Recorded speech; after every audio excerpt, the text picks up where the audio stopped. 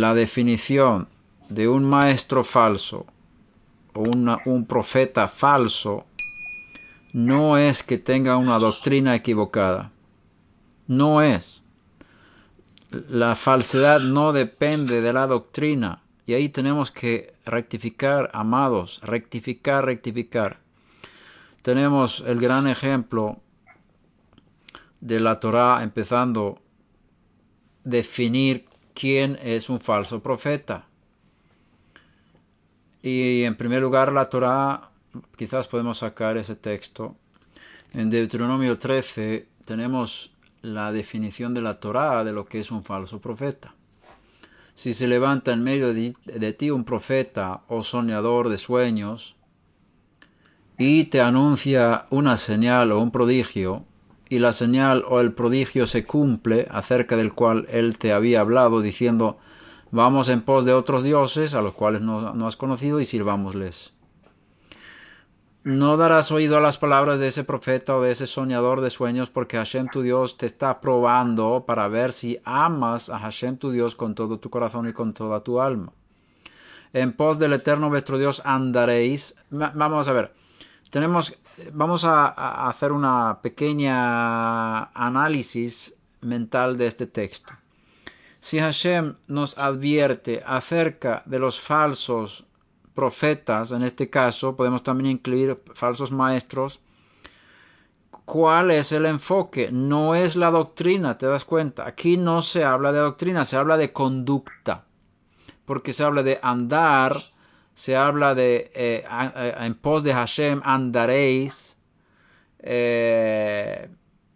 señal, prodigio, cosas prácticas. No se habla de doctrina. En primer lugar, por supuesto, servir a otros dioses tiene que ver con doctrinas, por supuesto, pero el enfoque no es la doctrina, sino el enfoque es la práctica. La Torá fue dada en este mundo de Asiá, del mundo de la acción. Entonces vemos ahí el enfoque de la advertencia es práctico. En pos de Hashem vuestro Dios andaréis. Ruego, Luis Alfredo, que apagues el micrófono cuando no hablas, porque hay ruidos de fondo y así es más cómodo para todos, especialmente como estamos grabando también. Gracias. En pos de Hashem vuestro Dios andaréis, y a él temeréis, guardaréis sus mandamientos. Esto es práctico. Escucharéis su voz, le serviréis y a él os uniréis o adheriréis, que es la palabra tidbeku, creo que es debe, que es la palabra de pegamento. A él pegaréis. Pero a ese profeta o a ese soñador de sueños se le dará muerte por cuanto ha aconsejado rebelión contra Hashem. ¿Cuál es la rebelión? No es en primer lugar puntos doctrinales, conceptos de pensamiento, sino de fidelidad a un solo Dios, a un solo camino, a una sola Torá, a una sola conducta, a un solo comportamiento. El comportamiento es el fruto de un profeta. Rebelión contra Hashem, vuestro Dios, que te sacó de la tierra de Egipto y te redimió de casa de servidumbre para apartarte del camino. ¿Qué es un camino? Es una conducta, es un andar en la vida. No es un pensar, es un caminar, es una cosa práctica de hacer, en el cual Hashem, tu Dios, te mandó andar. Así quitarás el mal de en medio de ti. Entonces es bien interesante como la Torá no está enfocando la parte doctrinal. En primer lugar, por supuesto, está detrás, pero el enfoque no es doctrina. Tenemos también otro ejemplo en Hechos capítulo 20, cuando Rabí Shaul está advirtiendo en Éfeso. Que estoy aquí proyectando el texto y no lo muestro. Vamos a ver si lo proyecto de mejor forma.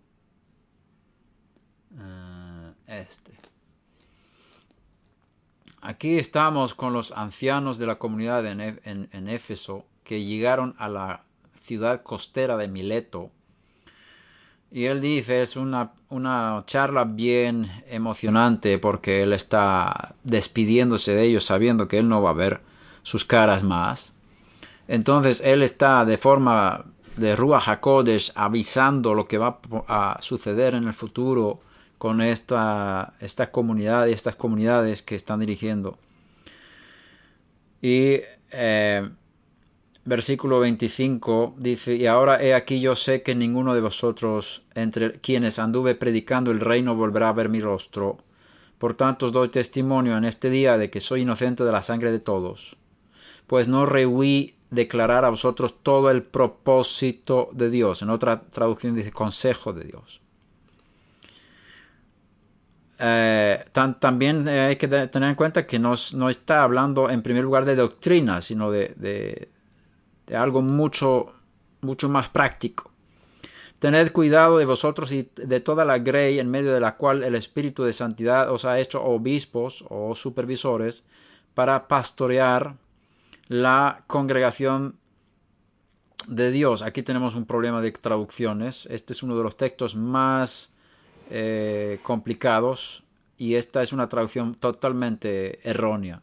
La iglesia de Dios, el cual Él compró con su propia sangre. Tenemos 4 diferentes textos griegos de esta frase, y esta es la más tonta, perdona la expresión, porque Dios no tiene sangre.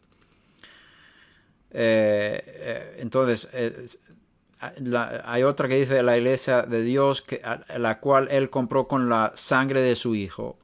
Y tenemos otra versión que dice la congregación o la iglesia del Señor, refiriéndose a Yeshua, la cual Él compró con su propia sangre. Pero Dios que compró con su propia sangre es una traducción totalmente fuera de sentido común. Pero bueno, sé que después de mi partida, esa es la parte importante, vendrán lobos feroces entre vosotros. Mira cómo Él presenta a los falsos líderes como lobos feroces. ¿Qué es un lobo? En este caso es un animal.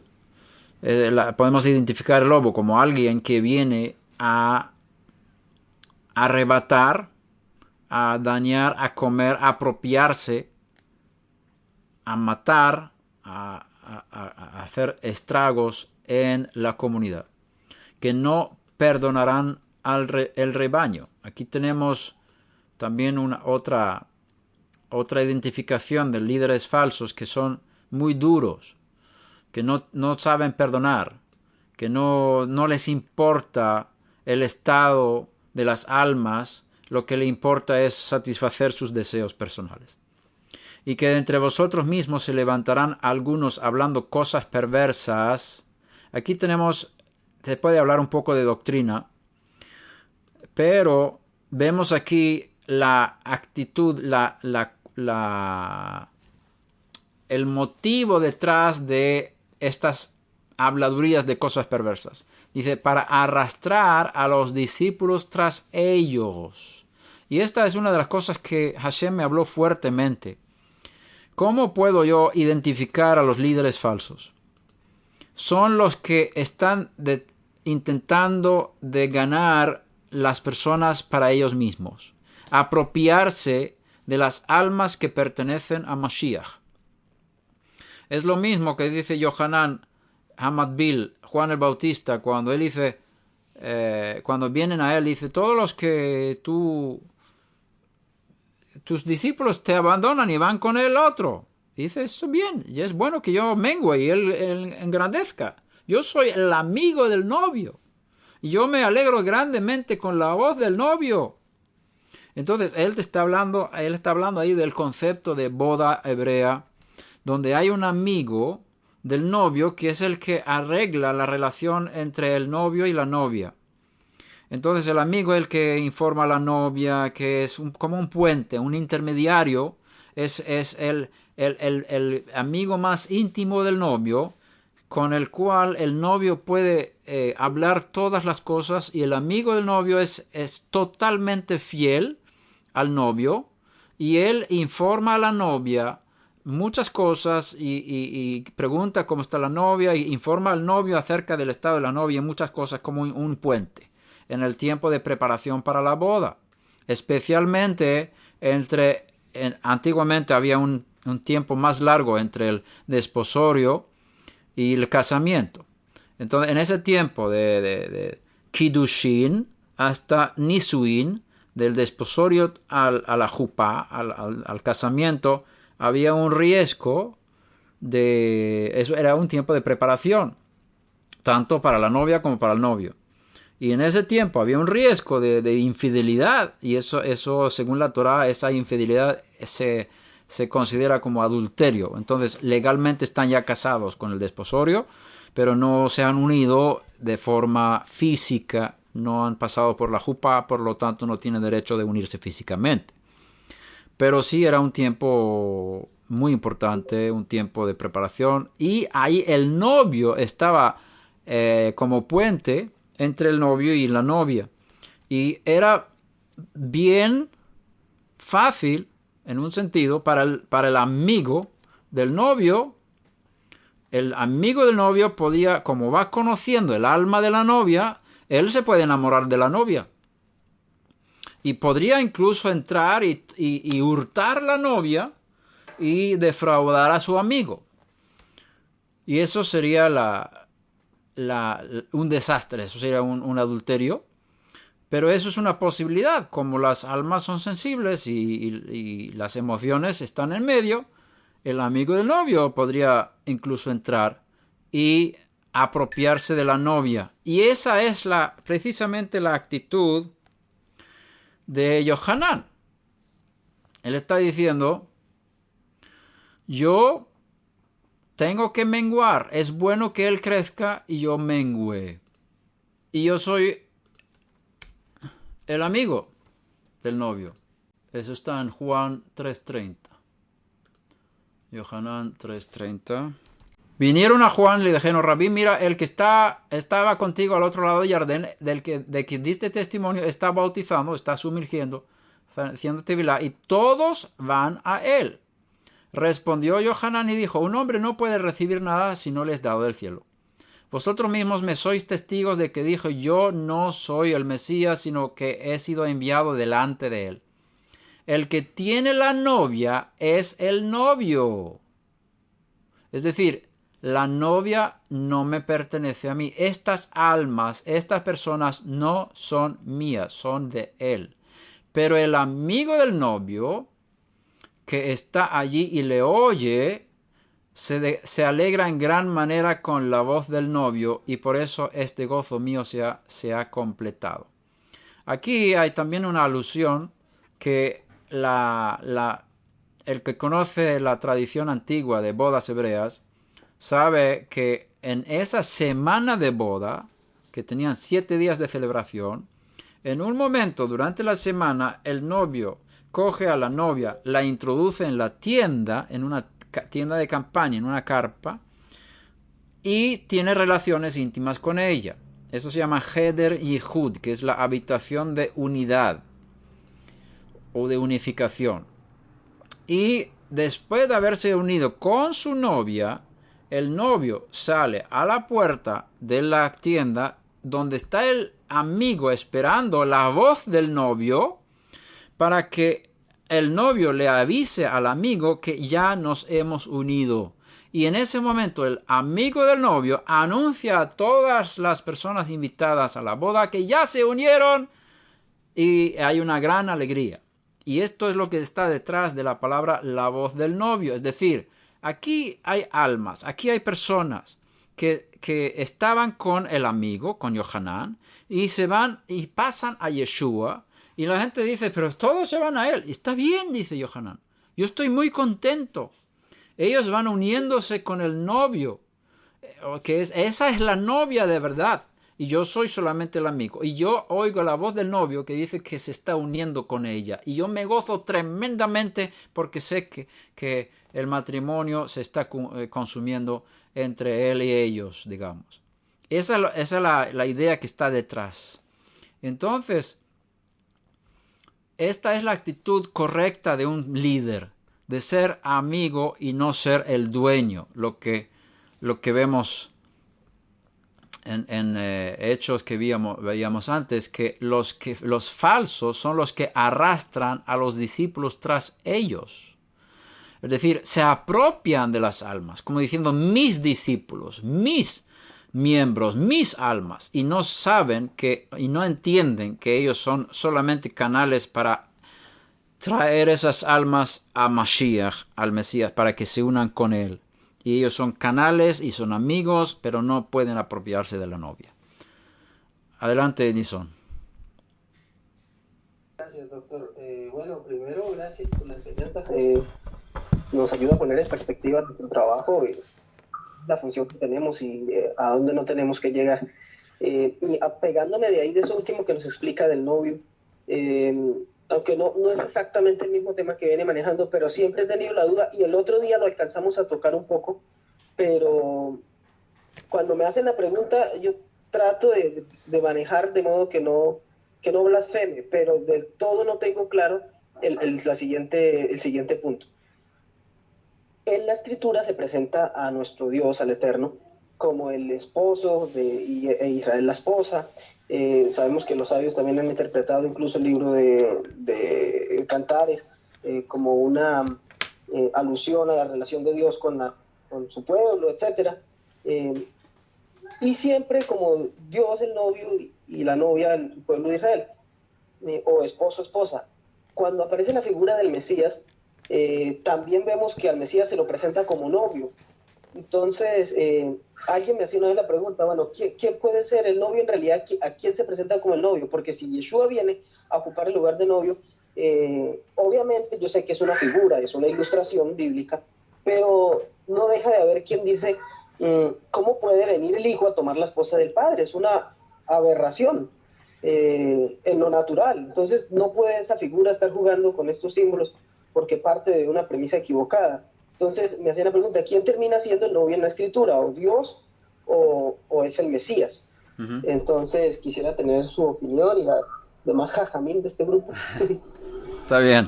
Sí, esa pregunta surge muchas veces y yo tengo una respuesta estándar a esa pregunta y doy la vuelta. Hay que entender que todo lo que es relación familiar entre Hashem e Israel o las personas, todo es alegórico. Todo es alegórico. Porque el Eterno, el Infinito, está en un nivel tan súper tremendamente alto y nadie le puede ver, nadie puede tocarle, etc. O sea, todo lo que es relación con Él es una reducción tremenda de lo que Él es realmente. Entonces, él se relaciona con Israel con muchas parábolas y muchas están tomadas de la relación familiar y no solamente de esposo y esposa, porque Israel es llamado mi hijo primogénito. De Egipto llamé a mi hijo, o sea, mi hijo el Israel es mi primogénito, deja ir a mi pueblo, a mi hijo primogénito, y si no me lo dejas ir, yo mataré tu primogénito, dice Hashem a través de Moshe Rabenu al faraón. Ahí Israel es el hijo de Dios. Y en otra ocasión se llama hija, virgen de Zion. Tienes un montón de alegorías en relación a la familia, ¿no? Entonces, Israel es el hijo, es la hija, es la novia, la esposa. No sé si hay otras relaciones familiares que se aplican sobre la relación entre Hashem y su pueblo. Entonces, volviendo a la pregunta, ¿quién es Mashiach cuando viene en relación con Israel? En un sentido, él es la cabeza de Israel, él es Israel como sumo sacerdote según el orden de Melquisedec, todo Israel está dentro de él. Él es Israel, él es el Hijo de Dios, él es la cabeza, él es el representante de Dios, él es el Shaliach de Hashem, él es el apóstol de Dios, es decir, él representa a Dios en relación con Israel. Entonces para mí da lo mismo si es Hashem o Mashiach que se casa con Israel porque es lo mismo. Porque Yeshua representa al Padre, representa al que le envió, y entonces no hay problema ahí. Ahora, son diferentes niveles también de relaciones, y aquí entramos en los diferentes niveles de Israel, que hay un Israel terrenal, hay un Israel celestial. También hay una idea bien interesante, yo no sé si la puedo aceptar del todo,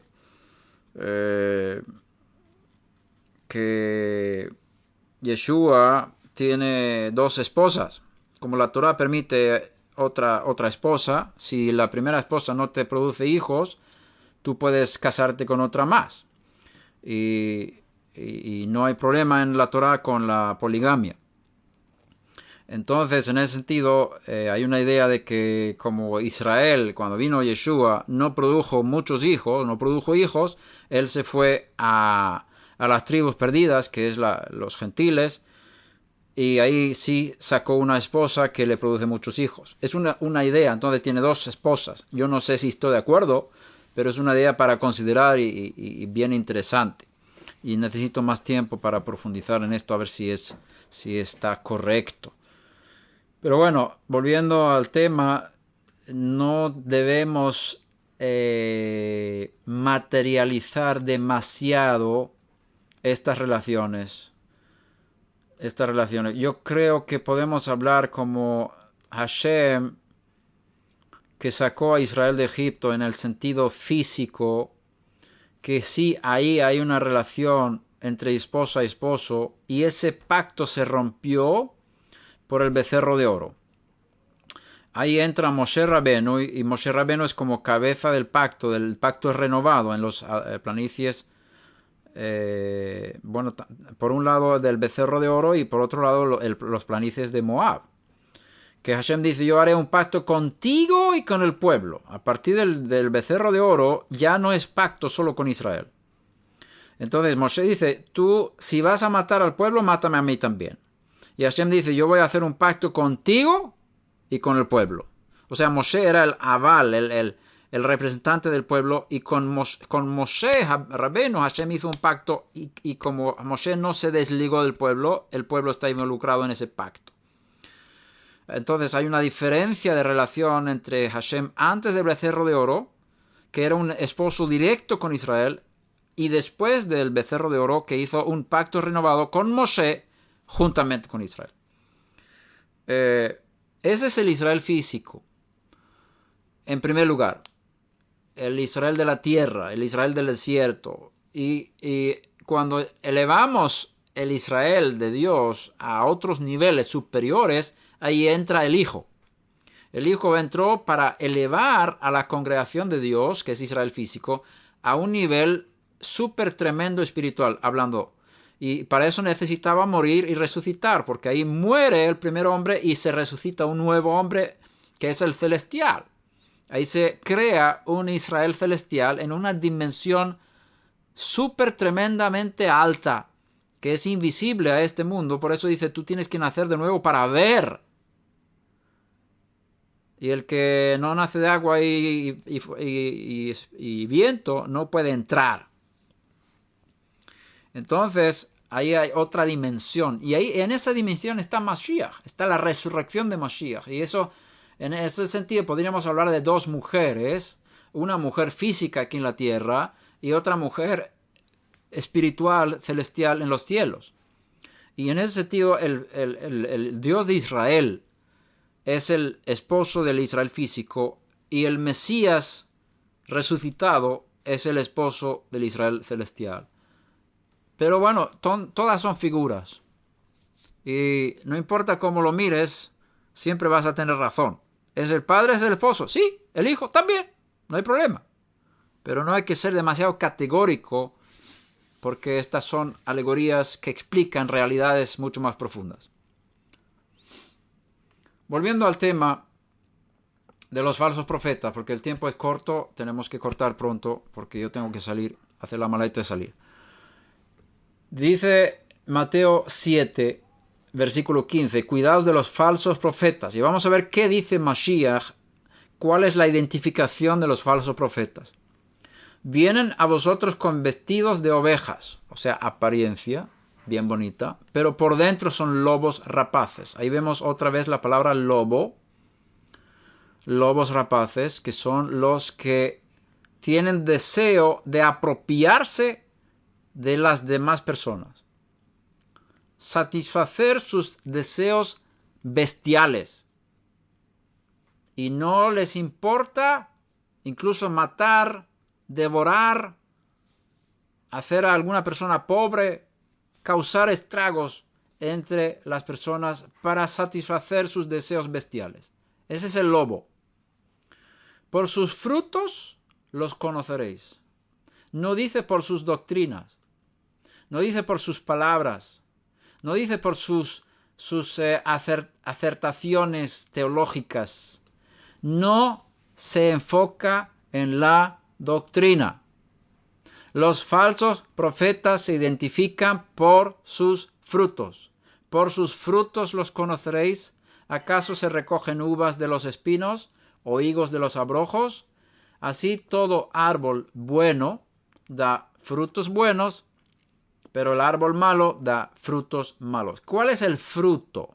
¿Qué es el fruto? ¿A qué se refiere cuando habla de fruto? Frutos son obras. Fruto son obras.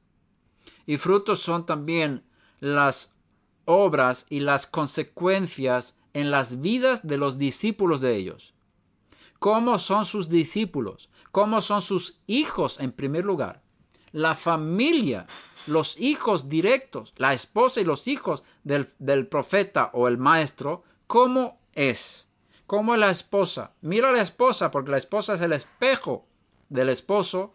¿Cómo es la esposa? Entonces sabrás cómo es el esposo. ¿Cómo son los hijos? ¿Los hijos son rebeldes? Entonces ya sabes que el padre les ha tratado con dureza.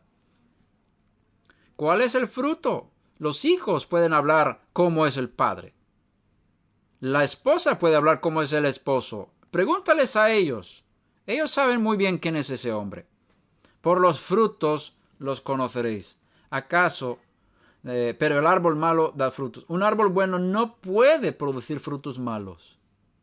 Ni un árbol malo producir frutos buenos. Esas son leyes naturales, también espirituales.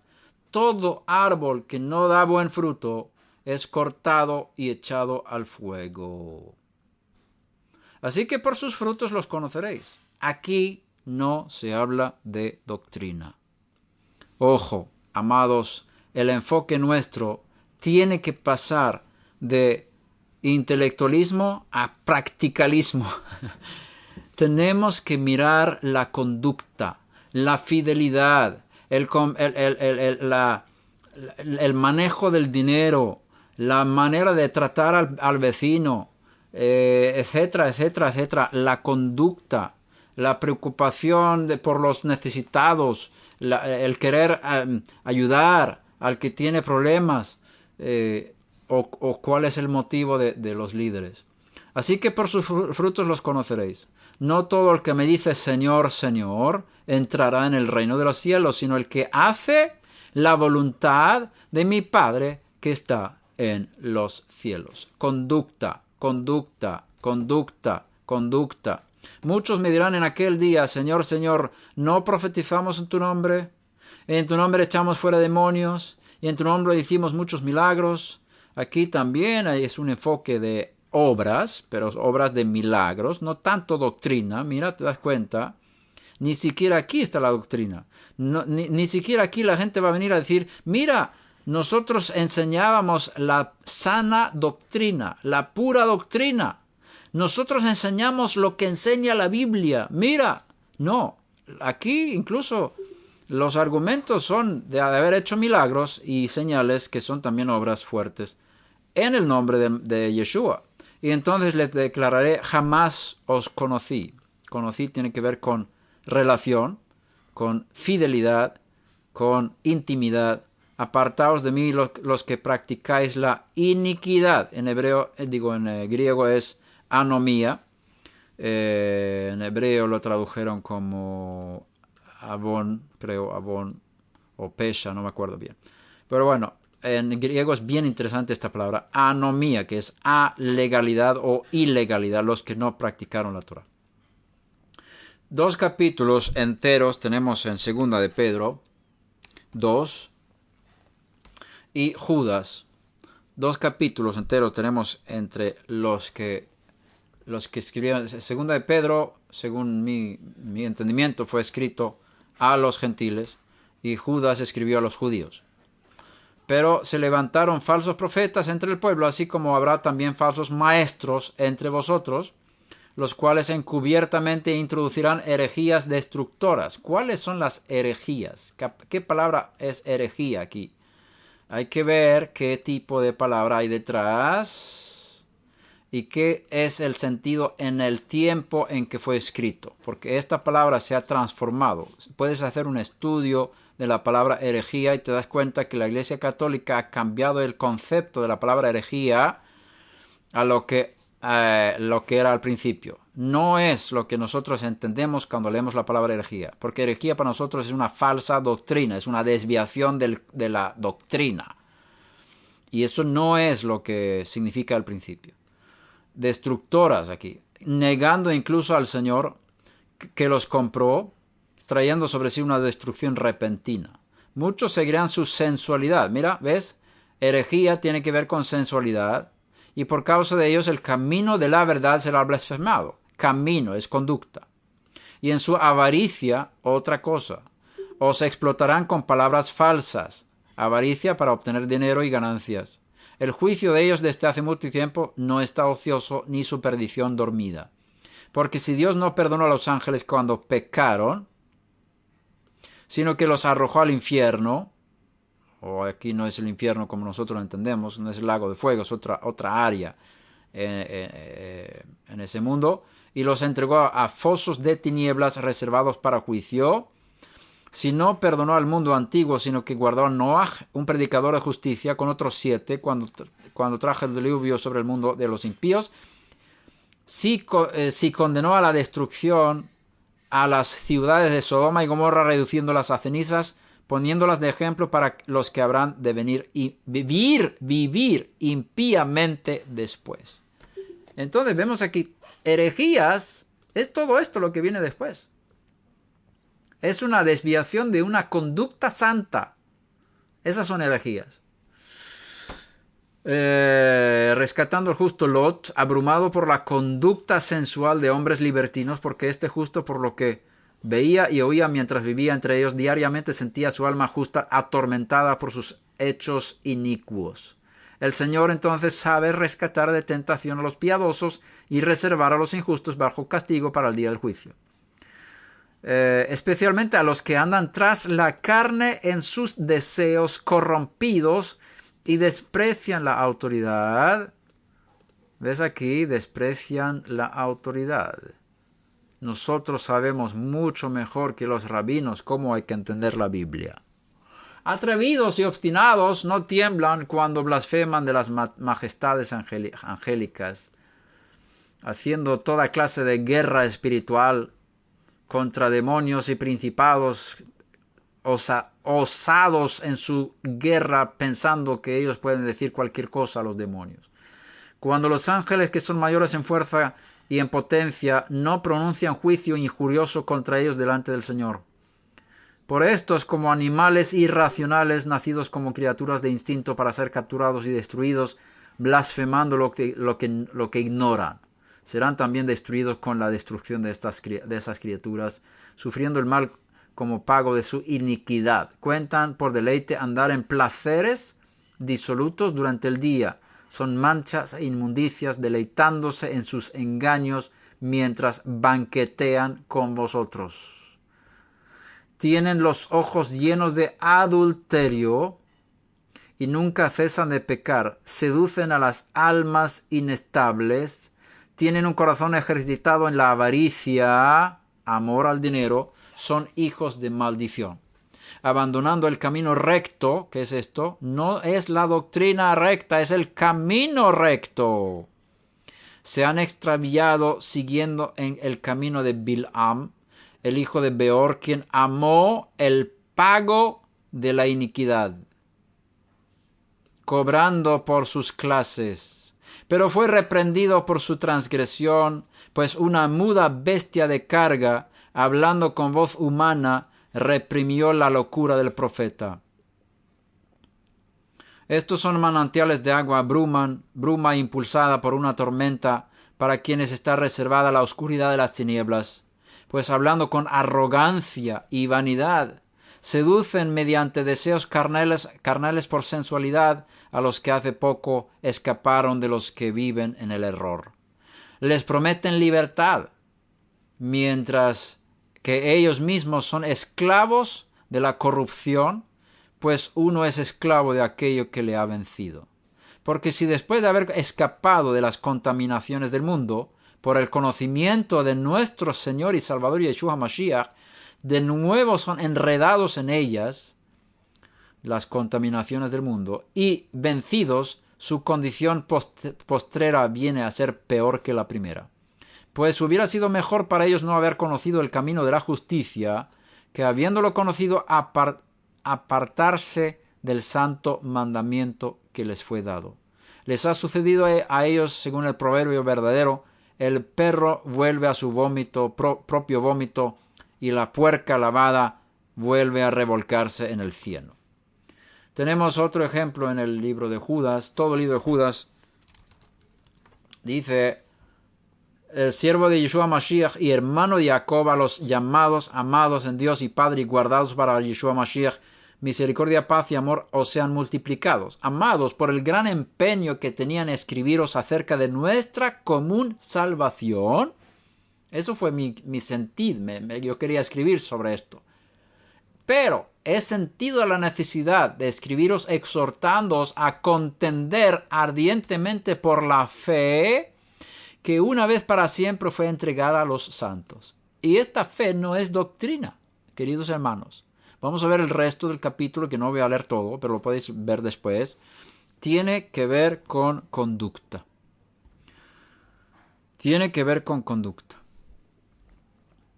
Pues algunos hombres se han infiltrado encubiertamente, los cuales desde mucho antes estaban marcados para esta condenación, impíos que convierten la gracia de Dios en libertinaje y niegan a nuestro único soberano y Señor Yeshua Mashiach.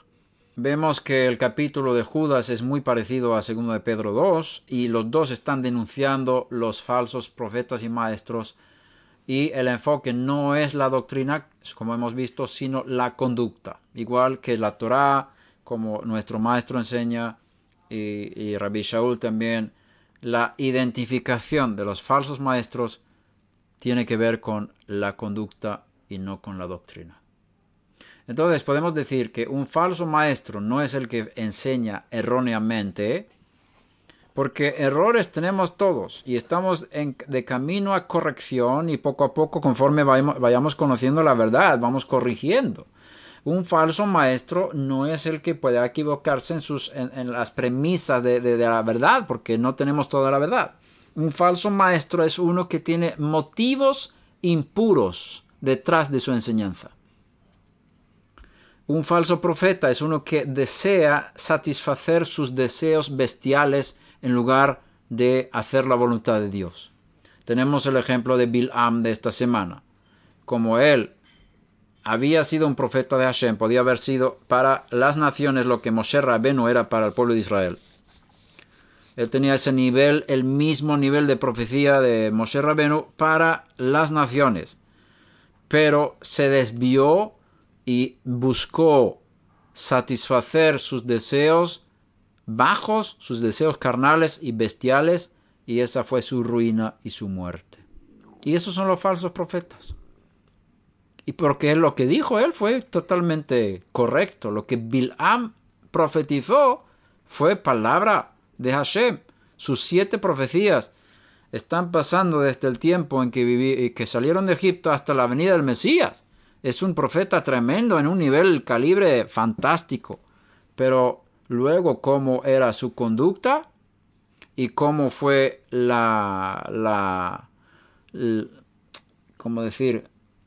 el consejo que dio a esos pueblos que querían destruir a Israel, fueron consejos de caída, de idolatría y sexo, que fueron las dos, y comida.